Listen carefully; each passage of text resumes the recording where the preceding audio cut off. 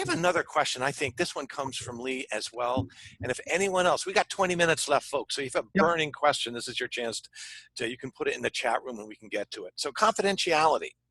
What do you share or not share with the sponsor or the boss, especially when it involves the mini survey?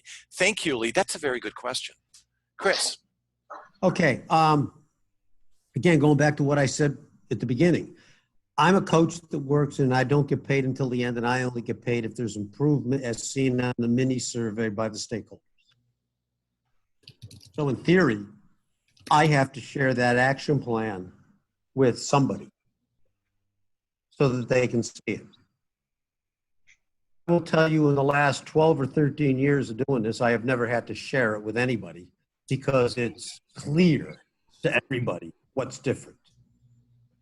Now, the other thing, back to the stakeholder-centered coaching process, after that second mini survey, or after the first mini survey, really, I have people starting to craft an after-action review.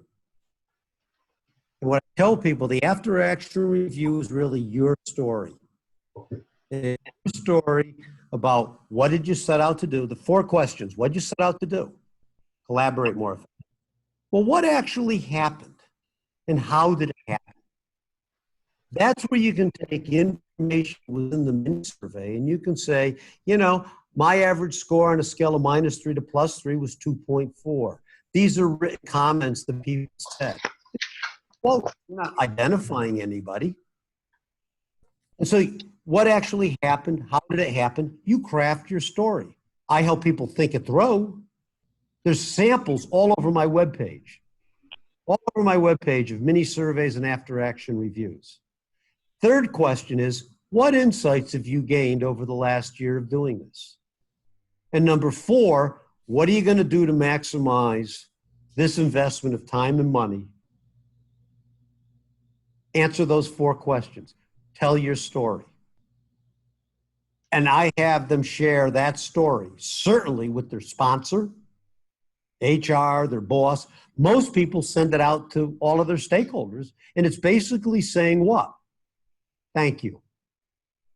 Thank you for reinforcing and confirming my goal, my action plan. I followed through. Thank you for your help. I appreciate it. Great. So, you know, now back to confidentiality, you know, it's the whole people giving you suggestions is not confidential. You're asking for suggestions. But certainly back again to the differentiation between, you know, internal coaches and external coaches. When I'm in a coaching session with somebody, I mean, that none of that gets shared with, I mean, what people are talking to you about is confidential. Now, there's times when people, you know, a stakeholder might call me and say something, and I'll say, well, are you going to tell, you're going to tell this person? No. Well, you think I was going to tell him? No. Then I said, well, what are we having this conversation for then? I mean, if you're not willing to share some feedback and suggestions, which is part of this process, then what's the point? Got it. Okay. So, you know, yeah. So the mini survey in theory is confidential, but in reality, especially if you're doing a guaranteed improvement, somebody may say, I want to see it.